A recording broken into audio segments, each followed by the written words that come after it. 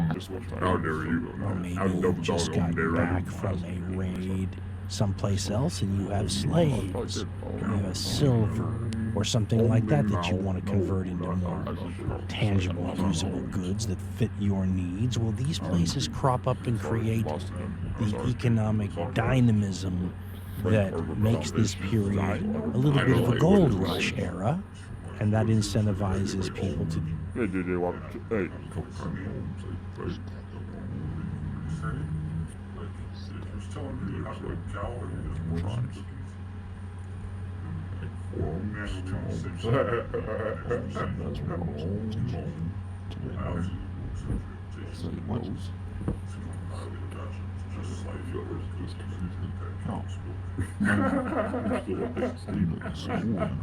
Almost 2 decades. Oh, I could have sworn you were part of the Breakfast Club.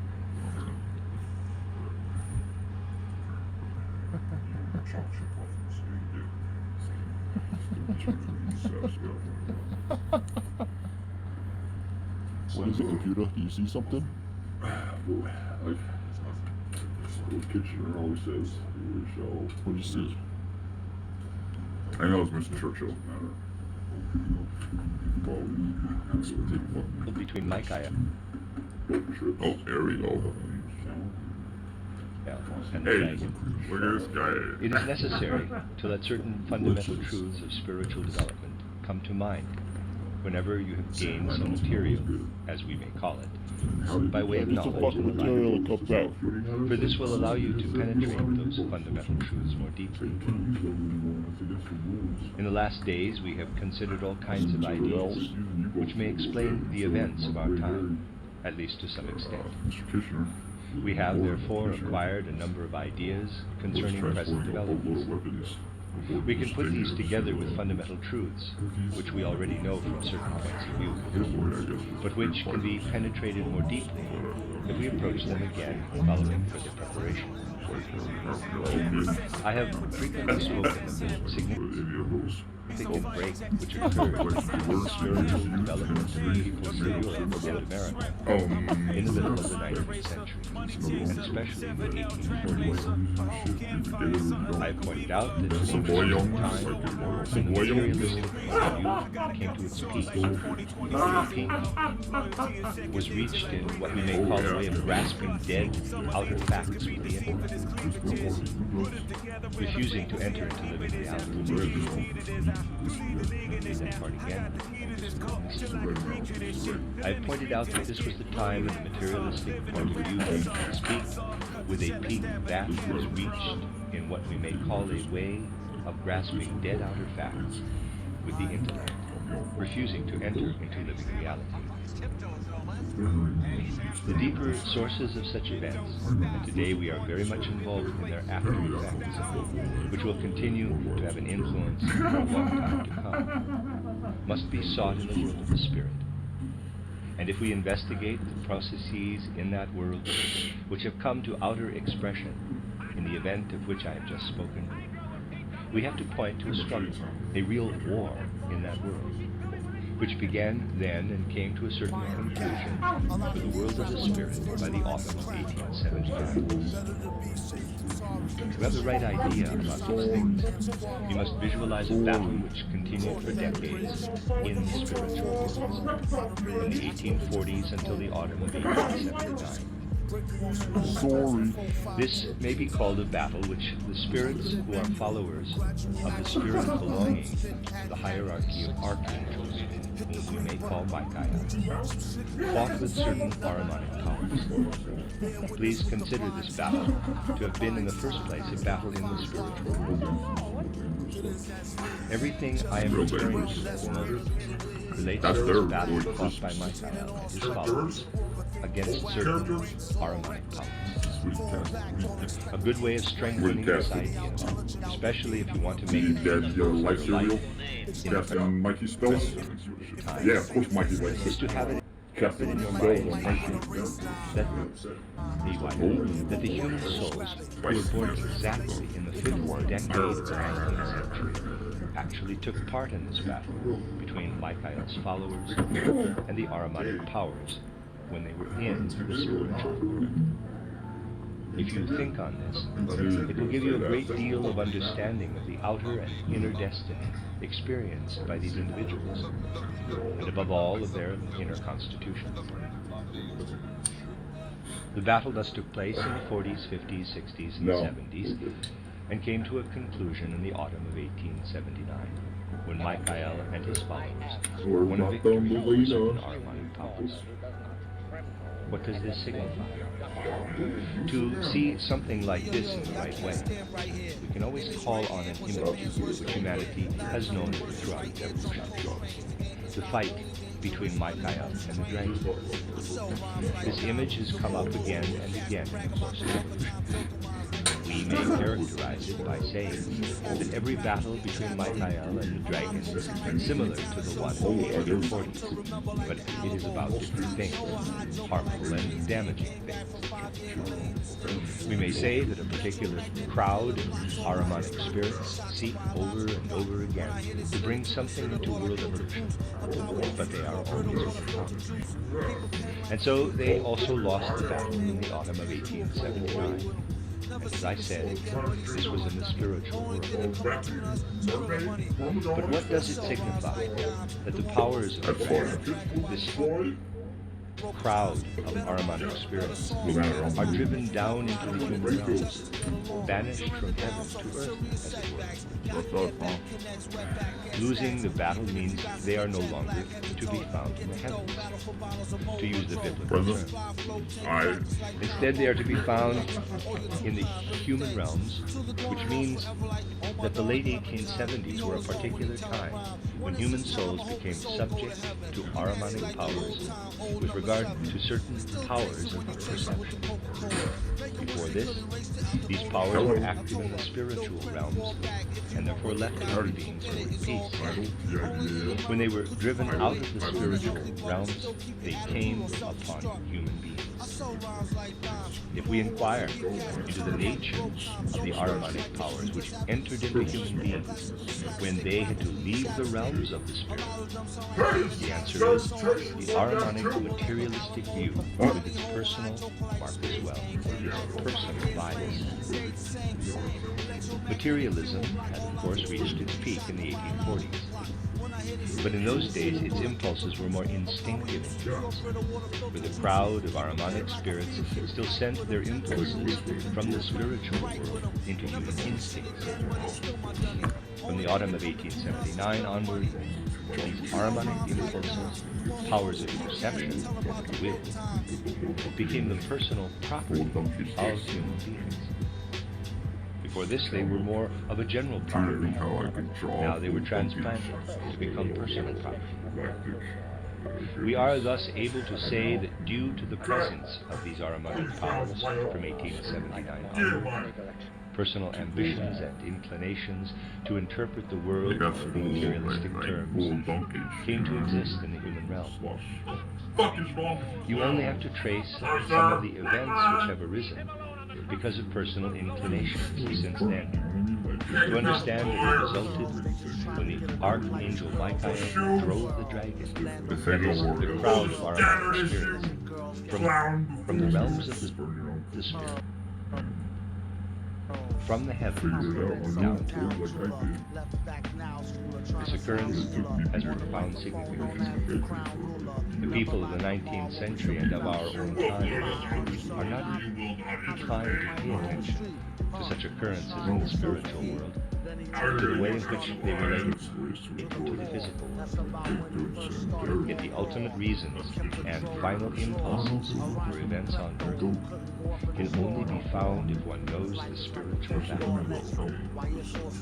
It has to be said that it takes a fair amount of materialism, even if dressed up as idealism, to say, quote, in terms of eternity, what does it matter if so and so many tons of organic matter will perish as the war is allowed to continue?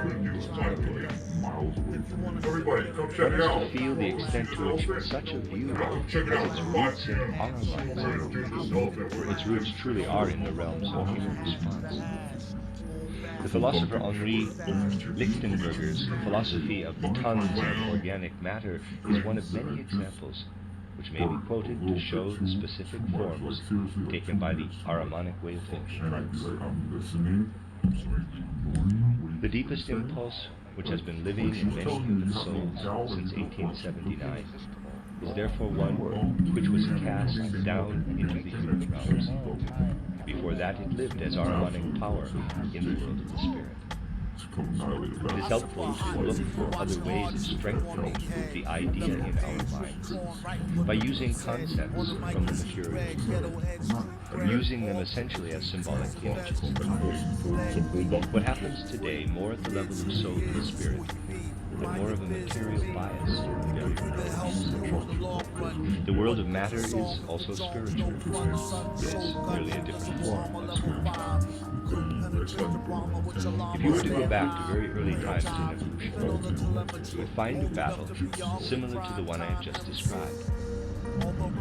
As already mentioned, these battles have recurred over and over again, and always on different issues.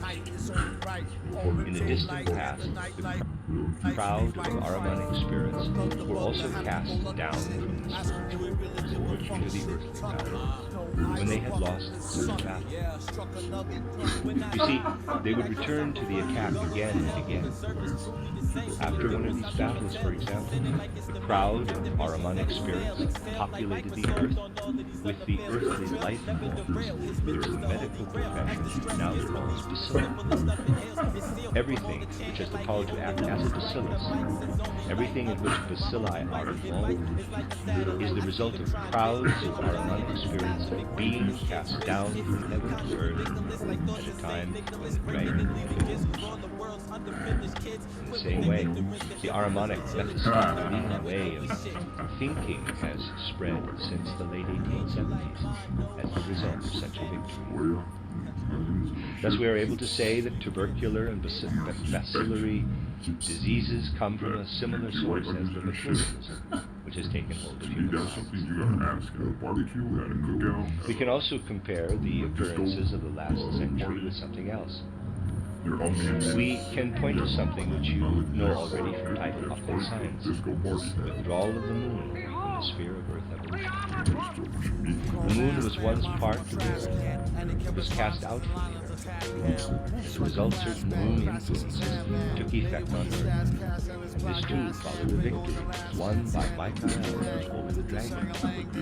We are also able to say that everything connected with certain effects related to the phases of the moon, and all impulses which reach the Earth from the moon have their origin in a similar battle between Michael and the dragon.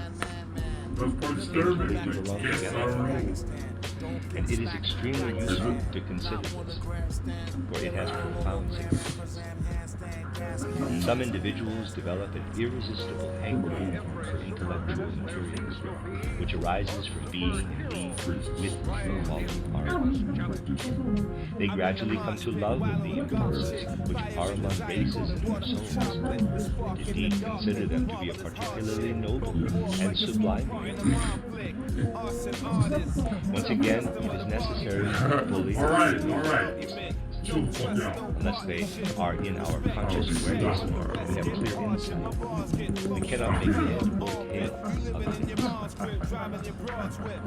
The danger inherent in all this must be looked at with a cool eye, as it were, and a calm heart. We have to face the calm.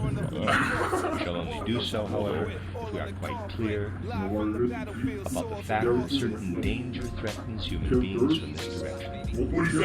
This is the danger of preserving what should not be preserved. Everything which happens within the great scheme of things does also have its good side. It is because the Ahrimanic powers entered into us when Michael won his victory that we are gaining in human freedom. Everything is connected to this, for the crowd of Ahrimanic spirits has entered into all of us. We gain human freedom, but we must be aware of this. We should not allow the Ahrimanic powers to gain the upper hand, as it were, and we should not fall in love with them. This is tremendously important. There always is the danger of people continuing in materialism, in the materialistic Ahrimanic way of thinking. and carrying this on into ages, when according to the plan of things it should have been overcome.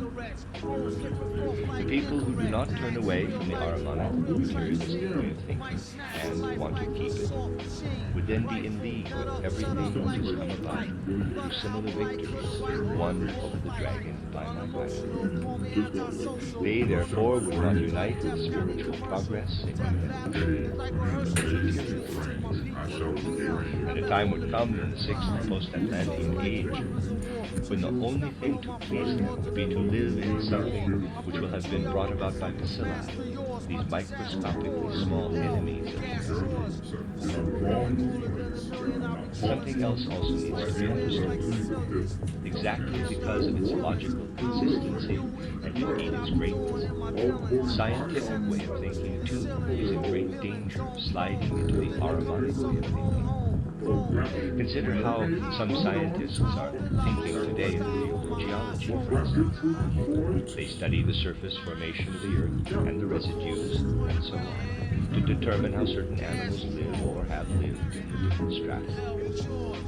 Empirical data are established for certain periods. Scientists use these as a basis for their views as to what the earth looked like thousands and millions of years ago, arriving, for instance, at the nebular hypothesis of Kant and Laplace.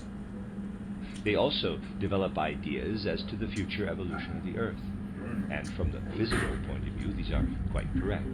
They are often utterly brilliant.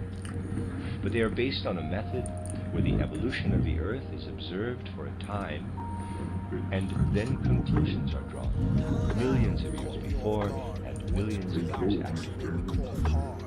What is really being done in this case? It is the same as if we were to observe a child when 7, 8, or 9 years old, taking note of how its organs gradually change or partly change, and calculate how much these human organs change over a period of 2 or 3 years. When we then multiply this to work out how much these organs change over a period of centuries. So we can work out what this child looked like 100 years ago. And going in the other direction, we can also work out what it will look like in 150 years. It is a method which can be quite brilliant, and is in fact the method used by geologists today to work out the primeval conditions of the Earth. It is also used to produce the hypothesis of Laplace. Exactly the same method is used to visualize what the world is going to be like according to the physical laws which can now be observed. But I think you will admit that such laws do not signify much when applied to a human being, for example. 100 years ago, the child did not exist as a physical human being. Neither will it exist as a physical human being in 150 years' time. The same applies to the Earth with reference to the time scale used by geologists. The Earth came into existence later than Tyndall, Huxley, and Haeckel, and others reckon. Before the time comes when you can simply paint the walls of a room with protein and have enough light to read by, the Earth will be nothing but corpse. It's quite easy to work out that one day it will be possible to use physical means to put protein on a wall, or it will shine like electric light, so that one can read the paper. This is bound to happen as part of the physical changes, no doubt. But in fact, the time will never come, just as it will never happen that in 150 years' time a child will show the changes, calculated from successive changes, seen in its stomach and liver in the course of 2 or 3 years between the ages of 7 and 9. Here you gain insight into some very strange things we have today. Everybody, come check it out. See this whole thing? Think of a conventional scientist listening to what I just say this is sheer foolishness.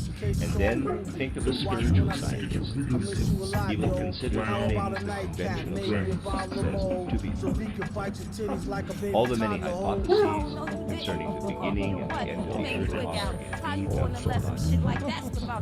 Even though people have been utterly brilliant in just after jerk. Thought you was cool, but now I doubt the shit is gonna work. I'm you not see hurt, from I'm this pissed how off, piss off, unconsciously fuck human this beings shit. are, in fact, being guided. But we are now in an age when such things must be perceived and understood. It is necessary to link such an idea with the other ideas we characterize Wait, today. first let's get this shit straight. Time Right? will Don't come call when we me must out my have name, I'm not transformed the our one to get materialistic played ideas out. to such an Niggas extent gon' figure 'em out. They're that we all the can same progress thing to with a a more lean spiritual story. form of Like my existence. ex-man Mike got my best friend. By then, the but earth will have still been a trying to corpse call me. for a Well, long fuck time. Mike and fuck Vic too. It I wound will up no a longer pro back support from all the us, shit he and incarnations in the flesh, such as we see today, will no longer exist. Never thought you treat me like a pigeon. I'm But the out. individuals who have become so tied up with the materialistic way of thinking that they cannot let go of it will still sneak down to the earth and find ways of involving themselves in the activities of bacilli, the tubercle bacillus and others. The bacillary entities which will be rummaging through every part of the earth's corpse. Today's bacilli are merely the prophets, let us say, of what will happen to the whole earth in the future. Then a time will come when those who cling to the materialistic way of thinking will unite with the moon powers and surround the earth, which will be a burnt out corpse, together with the moon. For all they want is to hold on to the life of the earth and remain united with it. They do not want to take the right course, which is to progress from the earth's corpse to what will be the future soul and spirit of the earth. In our time, these things are having an effect on many such inspired, brilliant ideas and moral impulses. People christen everything moral impulse nowadays, in which the harmonic and materialistic powers are alive. These have the capacity to develop into the impulses which act as numerous ties to hold human beings to the earth of their own. It is important, therefore, to turn our attention to these things. It is really most necessary to pay real heed to some highly respected elements which are taken as a matter of course today, such as certain laws of nature. Anyone who does not accept them is called an amateur and a fool. Certain moral and political aspirations are taken as a matter of course. Great Wilsonaids are proclaimed with regard to them. All these things have the potential to develop into something that can be characterized in the way I have just done. I had my reasons for saying that the people who had a part in the beginning of the battle in the 1840s were in a special position. They were placed on earth at that time.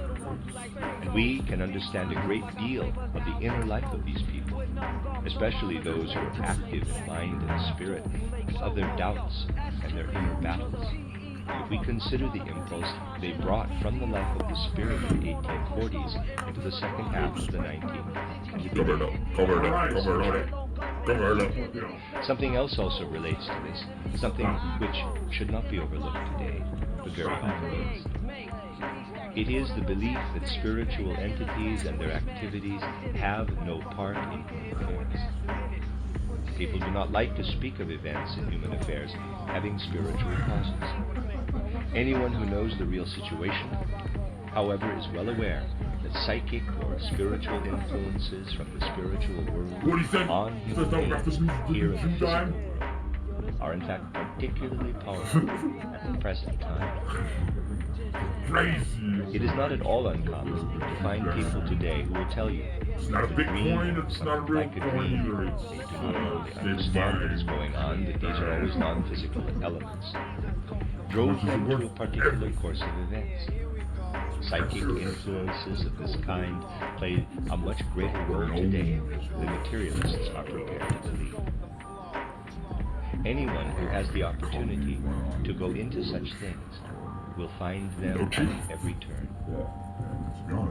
If you were to take the published works of today's better poets and do a statistical analysis of how many poems have come into existence in a way for which there is a rational explanation, and how many by an inspiration, a definite spiritual influence from the other world, with the poet experiencing it in a dream or something similar.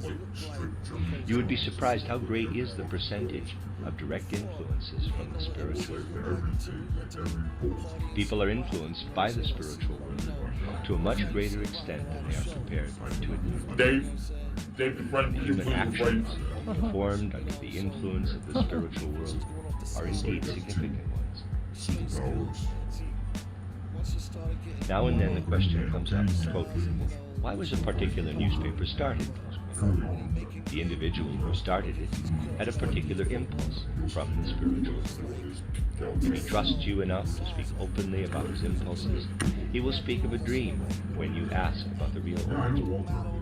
This is why some time ago I had to say here that when historians come to discuss the outbreak of this war in time to come, use the documents of our civilization in the same way as did Ranke and other historians who went by the documents, they will never write about the most important documents, which is something that happened under the influence of the spiritual world in 1914. Things go in cycles or periods.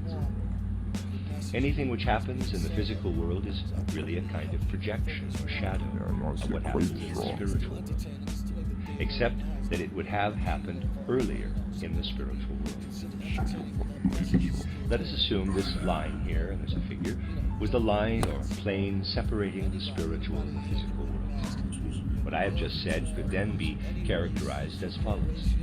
Let us assume an event. For example, the battle between Michael and the dragon happens, first of all, in the spiritual world. It finally comes to an end when the dragon is cast down from heaven to earth. On earth, then, the cycle is brought to completion after a time interval which approximately equals the time between the beginning of the battle in the spiritual world and the time when the dragon was cast down.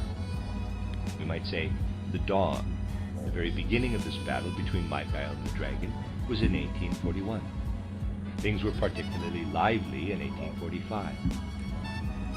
It is 34 years from 1845 to 1879.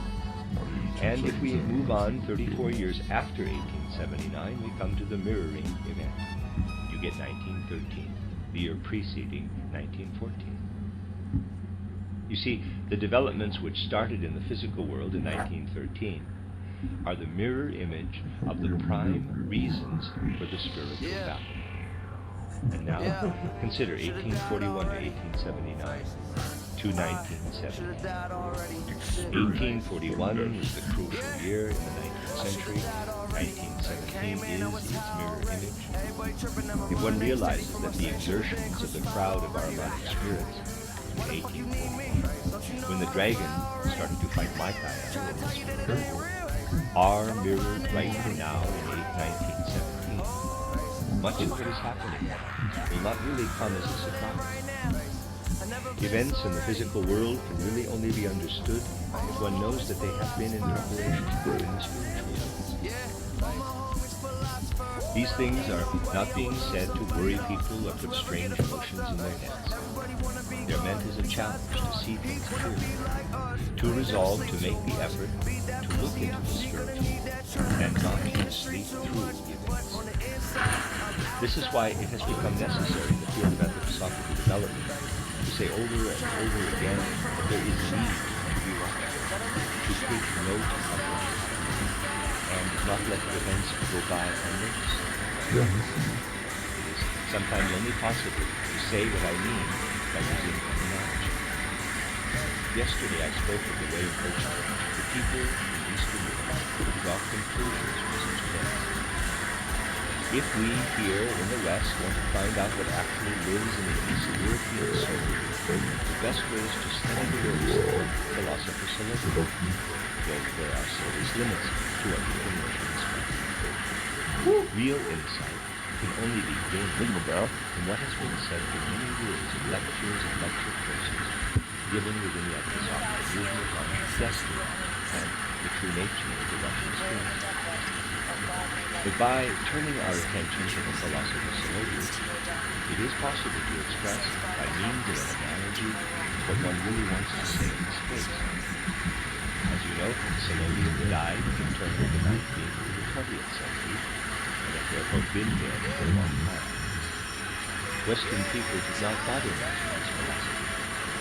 They had little opportunity to get to know it, and little effort was made to study Zenobius as a representative of his community. At best, we have the situation that the professor who some years ago had an idea that it was not exactly right for a professor of philosophy to know nothing about philosophy. You know the story. So he let someone write a doctoral dissertation saying to himself, he can study the work of Zenobius, and I can read his dissertation. I really want to use the point ethically as an analogy. I should like to put it like this. If we were to say that hypothetically Soloviev were alive today, had known this war and the events taking place in Russia, what would he, a Russian, have done? The answer, of course, can only be hypothetical, but it is a reasonable assumption that Soloviev would have found a way of removing everything he had written before the war and would have written new works. He would have realized that it was necessary to revise his views completely. His views were based on the time when they were written. He would thus have drawn the same conclusion as the whole of history. It seems paradoxical to say something like this. But if one reads Soloviev today, it's best to be clear in one's mind that little would have Soloviev's absolute approval today. It would be a sign of being wide awake to make a fundamental revision of ideas which carry the greatest weight at the time have since been reduced to absurdity. 2 plus 2 equals 4 would still be 2 plus 2 equals 4, but other things must certainly be revised. We are only awake in our time. We are aware of this need for revision.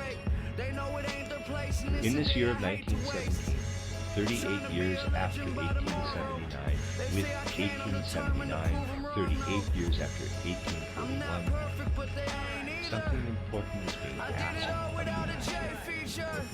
What matters today is not what people did in 1914, but that they get themselves out of this situation. The problem we have to face now is how to get out of it again. And unless people realize that the old ideas will not get us out of it, and that new ideas are needed, the result will be failure. Mr. Davis? Anyone who thinks we shall get out of this with the old ideas is barking up the wrong tree. The effort must be made to gain new ideas, and this is only possible with insight into the spiritual world. It has been my intention today to give you something of a background to much of what I have been saying in these last days. You see, if one deals with spiritual life in concrete terms, it is not enough to have the general twaddle which is so popular with the people who believe in pantheism and similar philosophies, that there is a spiritual world, that the spirit is behind all physical things. Talking about the spirit in vague general terms will get you nowhere. We must consider specific spiritual events and spiritual entities which are beyond the threshold.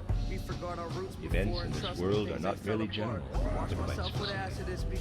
They are concrete and specific in the other world. I do not think that there are many who, as they get up in the morning, would think, quote, if I step outside the front door, I shall be out in the world. They could not say this, but they will have ideas about something specific they are going to encounter. In the same way, we shall only manage to deal with the deeper sources of human and world evolution when we are able to visualize the things which are beyond the threshold in a specific and concrete way, and not just refer to them in general terms such as universal, providence, and much can be felt when we look at the figures 1831 and 1917 in the diagram. But our inner response to this has to be alive in us. We are to understand what is really happening. The battle between Michael and the dragon. It is necessary to let certain fundamental truths of spiritual development come to mind whenever you have gained some material, as we can call it, by way of knowledge and the like. For this will allow you to penetrate those fundamental truths more deeply. In the last days, we have considered all kinds of ideas which may explain the events of our time, at least to some extent. We have, therefore, acquired a number of ideas concerning present development. We can put these together with fundamental truths, which we already know from certain points of view, but which can be penetrated more deeply if we approach them again following further preparation. I have frequently spoken of the significant break which occurred in the spiritual development of the peoples of Europe and America in the middle of the 19th century, and especially in the 1840s. I have pointed out that this was the time when the materialistic point of view came to its peak, when the peak was reached in what we may call a way of grasping dead outer facts with the intellect, refusing to enter into living reality. Let me read that part again. I have pointed out that this was the time when the materialistic point of view came to its peak, with a peak that was reached in what we may call a way of grasping dead outer facts with the intellect, refusing to enter into living reality. The deeper sources of such events, and today we are very much involved in their after effects, which will continue to have an influence for a long time to come, must be sought in the world of the Spirit. And if we investigate the processes in that world which have come to outer expression in the event of which I have just spoken, we have to point to a struggle, a real war in that world, which began then and came to a certain conclusion for the world of the Spirit by the autumn of 1879. To have the right idea about these things, you must visualize a battle which continued for decades in the spiritual world, from the 1840s until the autumn of 1879. This may be called a battle which the spirits who are followers of the spirit belonging to the hierarchy of archangels, whom you may call Michael, fought with certain Ahrimanic powers. Please consider this battle to have been in the first place a battle in the spiritual world. Everything I am referring to at the moment relates to this battle fought by Michael and his followers against certain Ahrimanic powers. A good way of strengthening this idea, especially if you want to make it fruitful for your life in the present time, is to have it in your mind's eye that the human souls who were born exactly in the 5th decade of the 19th century actually took part in this battle between Michael and his followers and the Ahrimanic powers when they were in the spiritual world. If you think on this, it will give you a great deal of understanding of the outer and inner destiny experienced by these individuals, and above all of their inner constitution. The battle thus took place in the 40s, 50s, 60s, and 70s, and came to a conclusion in the autumn of 1879, when Michael and his followers won a victory over Super. What does this signify? To see something like this in the right way, you can always call on humanity to understand the fight between Michael and the dragon. This image has come up again. You may characterize by saying that every battle between Michael and the dragon is similar to the one recorded. But to think about these things are damaging. We may say that particularly proud Ahrimanic spirits seek over and over again to bring something to the world, but they are not. And so they also lost the battle in the autumn of 1879. As I said, this was in the spiritual world. But what does it signify? The powers of dragon, this proud Ahrimanic spirit, are driven down on the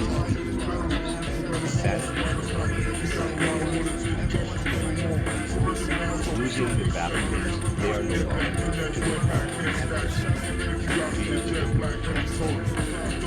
Instead, they are to be found in the human realms, which means that the late 18th century, were a particular time when women's souls became subject to harmonic powers regarding certain powers. For this, these powers were active and were left to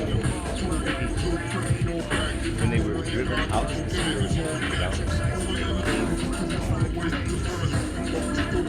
If we inquire into the nature of the harmonic powers when they leave the realms of the spirit, the answer is harmonic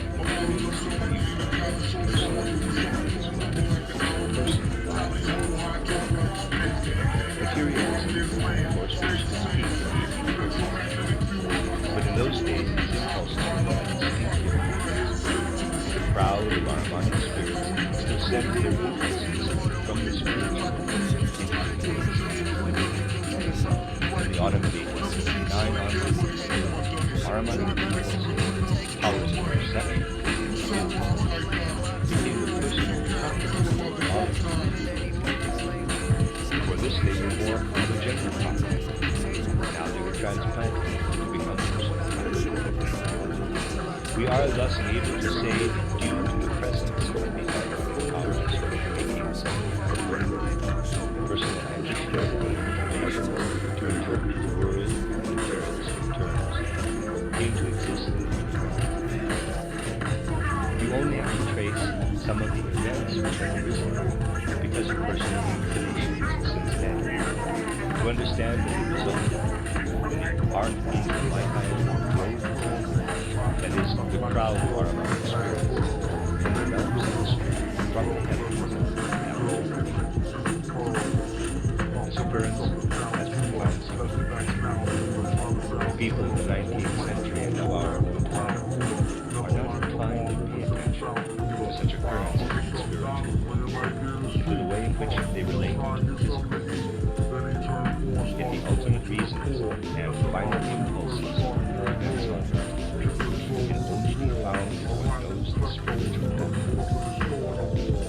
It has to be said that it takes a fair amount of materialism, even if dressed up as ideas, to say, quote, in terms of eternity, what does it matter if so and so many tons of organic matter will perish as the world is allowed to continue? One has to feel the extent to which such a view has its roots in harmony. Its roots truly are in the realms of the the philosopher Henri Lichtenberger's philosophy of tons of organic matter is one of many examples which may be quoted to show the specific forms taken by the harmonic will of God. The deepest impulse which has been living in many human souls since 1879 is therefore one which was cast down into the whole. Before that, its harmonic power in the spirit. It is helpful to look for other ways of strengthening the idea by using concepts, using them essentially as what happens today more in the realm of soul and spirit, more of the material body. The world of matter is also spiritual. It is really a different form of spirituality. If you were to look back to very early times in evolution, you would find the battle similar to the one I just described. As already mentioned, battles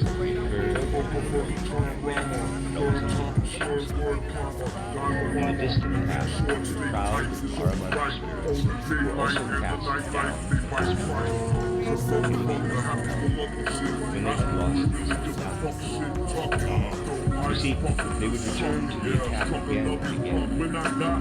After one of these battles, for example, a crowd of harmonic spirits populated the earth, and the earthly light, which the medical profession now calls everything which has the power to act as a bacillus, everything which is a is the result of crowds of harmonic spirits being cast down